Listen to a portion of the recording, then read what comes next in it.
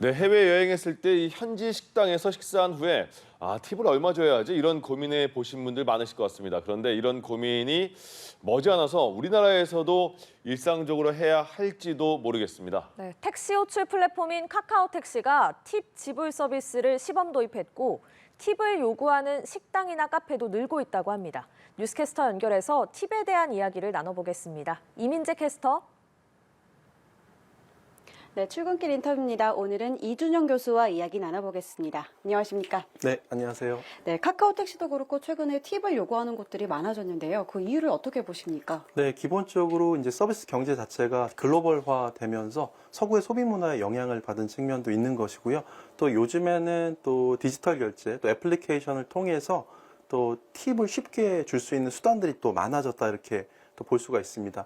그리고 점주나 플랫폼 사업자 자체가 또 고용인이나 가맹 사업자에게 추가적인 수익을 제공할 수 있는 이런 또 인센티브로서 이런 팁들을 만들고 있습니다.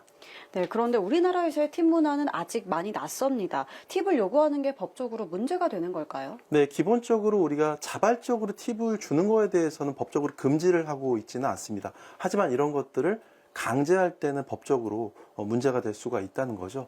우리가 이제 식품위생법상 가격을 외부에 표시하기로 되어 있는데 이런 최종 지불 가격 자체는 봉사료나 부가세 같은 것들이 다 포함된 금액입니다. 그런데 여기에다가 더 추가적인 팁이나 봉사료 같은 것들을 강제적으로 요구한다면 그런 것들은 법적으로 문제가 될 수가 있겠죠.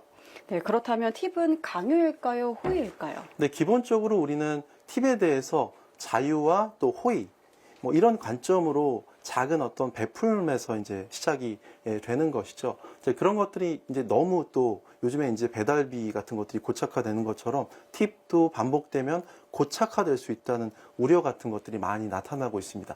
특히나 디지털 결제나 또 애플리케이션 같은 것들을 통해서 우리가 자연스럽게 버튼을 이제 만들어 놓으면 지불을 좀 할 수밖에 없는 그런 구조가 되는 거거든요. 그래서 이런 것들을 우리가 이제 디지털 너치라고 하는데 자연스럽게 소비자의 행동을 유도해서 팁을 또 이렇게 내게 한다면 그런 것들이 또 하나의 또 강요의 수단으로 될 수가 있겠죠. 네, 주머니 사정이 또 안 좋다면 아무래도 팁을 평소보다 덜 낼 수 있을 텐데 이때 가장 우려되는 게 있다면 서비스의 질입니다.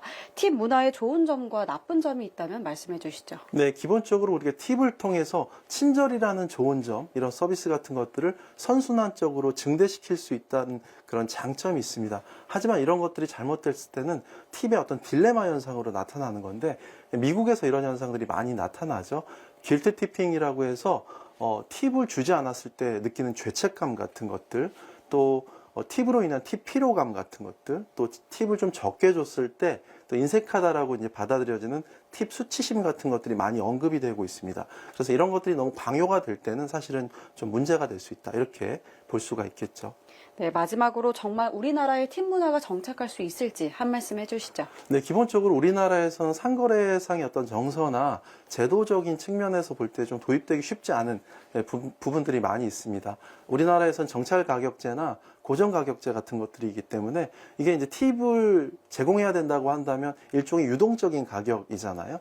그러면 결국은 소비자에게 부담으로 작용할 수 있다라는 그런 부분들이 있고요. 특히나 요즘 같은 고물가 시대에는 소비자의 어떤 심리적인 저항감 같은 것들이 더 커질 수 있다라는 부분이 있습니다. 또 요즘엔 또 셀프로 이제 키오스크에서 이제 결제하고 주문하는데 여기에 대해서 이제 팁을 내야 되냐 뭐 이런 것들이 이제 미국에서도 많이 문제가 되고 있는 것이고요. 결국은 우리가 어떤 친절이나 호의에 대해서 답할 수 있는 것은 금품뿐만이 아니라 친절한 말 한마디나 따뜻한 어떤 행동 같은 것들이 포함이 되는 것이고요. 결국은 뭐 우리가 그 친절을 경험했던 매장에 대해서 재방문한다거나 재이용한다거나 이러면서 단골이 될 수도 있고 로열티를 높이면서 또 충분히 금품 이상으로 보답할 수 있는 또 길이 많이 있을 거라고 생각을 합니다.